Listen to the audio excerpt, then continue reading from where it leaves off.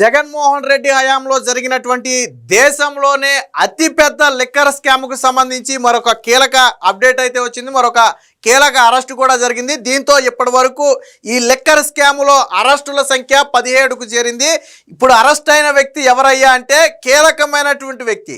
తాడేపల్లి ప్యాలెస్కి అతి దగ్గరలో land mark అపార్ట్మెంట్లో రూమ్ నెంబర్ 312 అనే ఒక ఫ్లాట్ను తీసుకుని అక్కడికి డబ్బు మొత్తాన్ని చేర్చి అక్కడ నుంచి డబ్బు మొత్తాన్ని డిస్ట్రిబ్యూట్ చేయటంలో కీలక పాత్ర పోషించినటువంటి ప్రణోయ్ ప్రకాష్ అనే ఒక వ్యక్తిని అయితే అదుపులోకి తీసుకున్నారు. వాస్తవానికి ప్రణోయ్ ప్రకాష్ని గతంలోనే సిట్ అధికారులు పిలిచి విచారించి పంపేశారు. ఆ తరువాత తదుపరి విచారణకు రాకుండా ఎక్కడ విచారణకు వస్తే దొరికిపోతాననే భయంతో ఆల్రెడీ తప్పించుకునే ప్రయత్నం చేశాడు. అప్పుడు వెంటనే పోలీసులు ఏం చేశారంటే లుకౌట్ నోటీసు విడుదల చేశారు. దీంతో దేశం వదిలి పారిపోలేని పరిస్థితి ఏర్పడింది. అటు ఎయిర్పోర్ట్లో కావచ్చు, లేటు వాడరేవుల్లో కావచ్చు, ఎక్కడైనా సరే పట్టుకుంటారనే భయంతో ఏం చేశాడంటే దుబాయ్ మీద నేపాల్ వెళ్ళి అక్కడి నుంచి దుబాయ్ వెళ్ళి దుబాయ్ మీదగా దుబాయ్ పారిపోవాలని చెప్పి పక్కాగా ప్లాన్ తీసుకున్నాడు. బట్ అక్కడ సరిహద్దుల్లో చెక్కింగ్ వద్ద ఎప్పుడైతే లుకౌట్ నోటీస్ ఉందో వాళ్ళు వెంటనే నేపాల్ పోలీసులు గుర్తించి వెంటనే ఏపీ పోలీసులకు సమాచారం ఇవ్వడంతో వాళ్ళు తీసుకుని అదుపులోకి తీసుకుని అక్కడ ట్రాన్సిట్ వారెంట్ తీసుకుని ఆల్రెడీ ఇప్పుడు మన రాష్ట్రానికి కూడా తీసుకువస్తున్నారు. కీలకమైనటువంటి వ్యక్తి అంటే డిస్టిలరీల దగ్గర నుంచి ఎవరైతే లంచాలు ఇస్తారో ప్రతి నెల ఆ లంచాలు మొత్తం కూడా రాష్ట్రం మొత్తం నుంచి ఎక్కడికి చేరాయి అంటే తాడేపల్లిలో ఏర్పాటు చేసినటువంటి ఈ డెన్ వద్దకు చేరాయి. ఇక్కడికి చేరిన డబ్బును ఏం చేసేవాళ్ళంటే 20 లక్షలు 25 లక్షల చొప్పున ప్యాక్ కింద చేసి అట్టపెట్టెల్లో పెట్టి ప్యాక్ చేసి దాన్ని చెవిరెడ్డి భాస్కర్ రెడ్డి మనుషులకు అప్పగించేవాళ్ళు. అలాగే ఎన్నికల టైంలో ఏ నియోజకవర్గానికి ఎంత డబ్బు పంపాలి అనేది ఆదేశాలు వస్తే దాన్ని అట్టపెట్టెల్లో పెట్టి అక్కడికి పంపేవాడు. అంటే ఎన్నికల్లో ఓట్లు కొనడానికి కావచ్చు, సిద్ధం సభలు నిర్వహించడానికి కావచ్చు వాడిన సొమ్ము ఈ సొమ్మే ఇక్కడ నుంచి మొత్తాన్ని పర్యవేక్షించిన వ్యక్తి ఎవరయ్యా అంటే ఈ ప్రణోయ్ ప్రకాష్.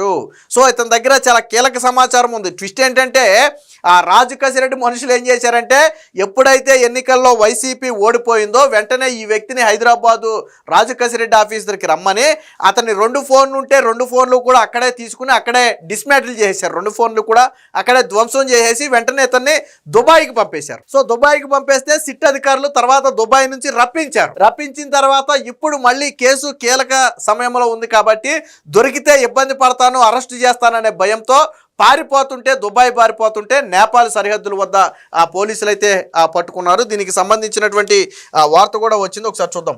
మనకి గతంలో మీరు డబ్బు వీడియోలు చూశారు కదా, దీనికి సంబంధించి వాట్సాప్లో కొన్ని వీడియోలు రికవర్ చేసింది గతంలో సిట్టు. దానికి సంబంధించిన కొన్ని వీడియోలు సోషల్ మీడియాలో వచ్చాయి. అంటే డబ్బు కట్ల కడుతున్న డబ్బు అంతా కూడా ఆ టేబుల్ మీద పేచి ఏదో సినిమాలో ఉన్నట్టుగా డబ్బు అంతా ఉంది. సో ఆ డబ్బు ఆ డెన్ మొత్తం నిర్వహించిన వ్యక్తే ఈ ప్రణోయ్ ప్రకాష్. వాస్తవానికి ఇదే లిక్కర్ స్కామ్లో కిరణ్ కుమార్ అనే ఎవరైతే ఇంకొక నిందితుడు ఉన్నారో ఆ నిందితుడికి ఐఐటి క్లాస్మేట్ ఈ వ్యక్తి.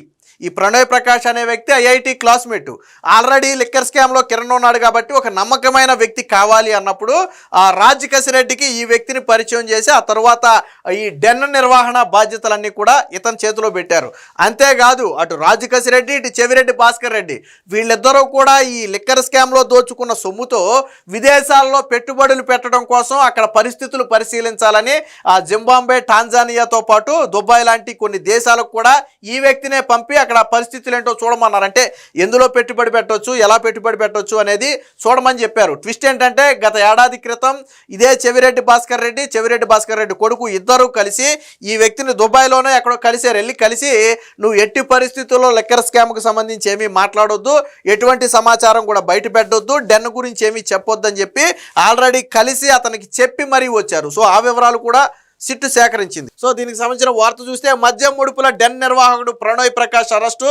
తాడేపల్లి ప్యాలెస్ సమీపంలోని ల్యాండ్ మార్క్ అపార్ట్మెంట్లో డెన్ డిస్టిలరీలు సరఫరా కంపెనీల ప్రతినిధులు డబ్బు చేర్చింది అక్కడికి. అంటే మొత్తం రాష్ట్రం మొత్తం డబ్బు ఒక చోటకు వచ్చేది. ఆ చోటే తాడేపల్లిలోని ల్యాండ్ మార్క్ అపార్ట్మెంటు. ఆ అపార్ట్మెంటు డెన్ నిర్వహించిన వ్యక్తే ఈ ప్రణోయ్ ప్రకాష్.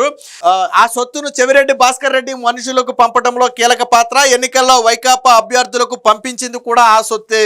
నేపాల్ మీదుగా దుబాయ్ పారిపోతుంటే ఆ పట్టివేత అని చెప్పి వార్త అయితే వచ్చింది. సో వైకాపా మద్యం ముఠా తాడేపల్లి ప్యాలెస్ సమీపంలోని ల్యాండ్ మార్క్ అపార్ట్మెంట్లో ఏర్పాటు చేసుకున్న ముడుపుల సొమ్ము డెన్ నిర్వాహకుడు ఆ సొత్తును సార్వత్రిక ఎన్నికల్లో పంపిణీ కోసం ఎప్పటికప్పుడు వైకాపా నేత చెవిరెడ్డి భాస్కర్ రెడ్డి మనుషులకు చేర్చడంలో కీలక పాత్ర పోషించిన కట్టా ప్రణోయ్ ప్రకాష్ A52 అనే నిందితుడిని అరెస్ట్ చేసింది. సో వాస్తవానికి నేపాల్ మీదుగా పారిపోతుంటే పట్టుకున్నారు. ఎలా పట్టుకున్నారు కూడా ఒకసారి చూద్దాం. నేపాల్ మీదుగా పారిపోయేందుకు ప్రయత్నిస్తుండగా భారత్ నేపాల్ సరిహద్దుల్లోని సోనౌలి చెక్ పోస్ట్ వద్ద ఆయన అదుపులోకి తీసుకున్నారు. ప్రణోయ్ పై సిట్ అధికారులు గతంలోనే లుక్అవుట్ నోటీస్ జారీ చేశారు. దాంతో విమానాశ్రయాలు వాడరేవుల మీదుగా విదేశాలకు వెళితే పట్టుబడతామని భావించి ఆయన ఉత్తరప్రదేశ్లోని మహారాజ్గంజ్ సమీపంలోని డ్రై పోర్టు మీదుగా ముందుగా నేపాల్ చేరుకుని అక్కడ నుంచి దుబాయ్ వెళ్లిపోయేందుకు ప్రయత్నించాడు. సరిహద్దుల్లో తనిఖీ సందర్భంగా అక్కడ సిబ్బంది ప్రణోయ్ పై లుక్అవుట్ సర్క్యులర్ ఉన్నట్టుగా గుర్తించి సిట్ అధికారులకు సమాచారం ఇచ్చారు. దీంతో విజయవాడ నుంచి ప్రత్యేక బృందం ఉత్తరప్రదేశ్ వెళ్లి ప్రణోయ్ ప్రకాష్ అయితే అదుపులోకి తీసుకుంది. ఆయన్ని మహారాజ్గంజ్లోని కోర్టులోను అక్కడ అంటే మహారాష్ట్ర అక్కడ హాజరుపరిచి వెంటనే ఏం చేశారంటే ట్రాన్సిట్ వారెంట్ మీద బుధవారం విజయవాడ తీసుకొచ్చి ఏసీబీ కోర్టులో హాజరుపరిస్తే కోర్టు అయితే రిమాండ్ అయితే విధించినట్టుగా తెలుస్తుంది. సో వైకాపా అభ్యర్థులకు ముడుపుల సొమ్ము చేరవేత తాడేపల్లి ప్యాలెస్ సమీపంలోని ల్యాండ్ మార్క్ అపార్ట్మెంట్లో 312వ నెంబర్ ఫ్లాట్లో ఏర్పాటు చేసిన మద్యం ముడుపుల డెన్ను ప్రణోయ్ ప్రకాష్ నిర్వహించారు. డిస్టిలరీలు మద్యం కంపెనీల ప్రతినిధుల అందరి సొమ్ము కూడా అక్కడికే వచ్చేది. అక్కడికే తీసుకొచ్చి అందజేసేవారు. ఒక్కో విడతలో 20 నుంచి 25 లక్షల చొప్పున ఆ మొత్తం సొమ్ముని అట్టపెట్టెల్లో నింపి ఇచ్చేవారు. ప్రణోయ్ ప్రకాష్ ఆ డబ్బును ఏం చేశాడంటే ఎప్పటికప్పుడు చెవిరెడ్డి భాస్కర్ రెడ్డికి అందించేవాడు. చెవిరెడ్డి భాస్కర్ రెడ్డికి ఎందుకు అందించేవాడు అంటే ఎన్నికల టైం, అది ఎన్నికల్లో సిద్ధం సభల కోసం కావచ్చు, ఎన్నికల్లో కొన్ని కాన్స్టిట్యున్సీల్లో ఆ డబ్బులు పంపిణీ చేయడం కోసం కావచ్చు, ఆ డబ్బుని తరలించేవారు. దానికి గాను 20-25 లక్షల కట్ల కింద కట్టి పంపిణీ చేశారు. ఎన్నికల ఖర్చులకు ఓట్లు కొనేందుకు ఆ సొమ్మునే వాళ్ళు ఉపయోగించినట్టుగా అయితే తెలుస్తుంది.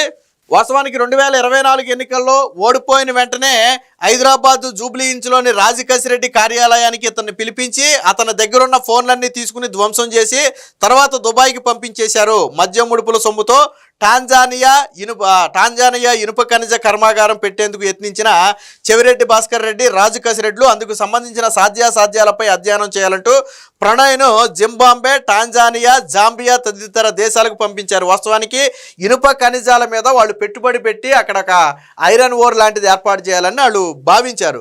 దానికి సంబంధించి అసలు పరిస్థితులు ఏంటో అధ్యయనం చేయాలని ఈ వ్యక్తినే ఇతర దేశాలకు కూడా పంపారు. గత ఏడాది జనవరి 31న చెవిరెడ్డి భాస్కర్ రెడ్డి, చెవిరెడ్డి మోహిత్ రెడ్డి, వారి సన్నిహితుడు సిహెచ్ వెంకటేష్ నాయుడు టాంజానియాకు వెళ్లి ప్రణోయ్ ప్రకాష్తో భేటీ అయింది. మద్యం ముడుపుల సొమ్మును ఎన్నికల్లో పంపిణీ చేసిన విషయం ఎట్టి పరిస్థితుల్లోనూ ఎవరికీ చెప్పొద్దంటూ ఆ సందర్భంగా చెవిరెడ్డి భాస్కర్ రెడ్డి ఆయనను ఆదేశించినట్లుగా సిట్టు గురించి అంటే టాంజానియా దేశంలో ఉన్నప్పుడు ఇదే చెవిరెడ్డి భాస్కర్ రెడ్డి, ఆయన కొడుకు మోహిత్ రెడ్డి ఇద్దరూ కలిసి ప్రణోయ్ ప్రకాష్ని కలిసి పరిస్థితులు దారుణంగా ఉన్నాయి, సో నీ వరకు విచారణ వచ్చినా కానీ నువ్వు దీని గురించి ఏమీ చెప్పొద్దు, నాకేమీ తెలియదని మాత్రమే చెప్పని చెప్పి స్వయంగా వీళ్ళు అక్కడికి వెళ్ళి అంటే ఫోనుల్లో వాటిల్లో మాట్లాడితే మళ్ళీ అప్పటికే సిట్టునేగా ఉంది కాబట్టి దొరుకుతామని భావించారు ఏమో తెలియదు, కానీ వీళ్ళే స్వయంగా టాంజానియా దేశం వెళ్ళారు. వీళ్ళిద్దరితో పాటు ఇంకో వ్యక్తిని కూడా తీసుకెళ్ళి ఆ వ్యక్తికి చెప్పాల్సింది మొత్తం చెప్పి అక్కడి నుంచి వచ్చారు. ఇది కూడా ఆ సిట్ అయితే విచారణలో బయటపెట్టింది.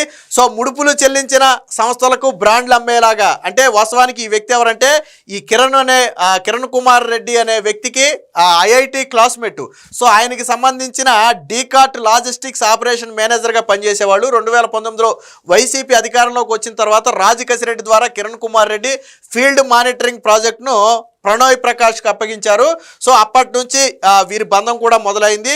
హైదరాబాద్లోని జూబ్లీ హిల్స్లో కసిరెడ్డి కార్యాలయంలో కూడా కొంతకాలం అయితే పనిచేశాడు. ఆ తర్వాత కూడా ఫోన్లు అయ్యి అదే కసిరెడ్డి కార్యాలయంలో కూడా ధ్వంసం చేయడం జరిగింది. ఏదేమైనా మొత్తంగా ఈ అరెస్టుతో మొత్తంగా లిక్కర్ స్కామ్లో ఇప్పటి వరకు అరెస్ట్ అయిన వారి సంఖ్య 17కు చేరింది. మొత్తంగా డెన్ నిర్వాహకుడే దొరకడంతో మరికొంత కీలక సమాచారం కూడా బయటకు వచ్చే అవకాశం ఉందని చెప్పి అధికారులు భావిస్తున్నారు.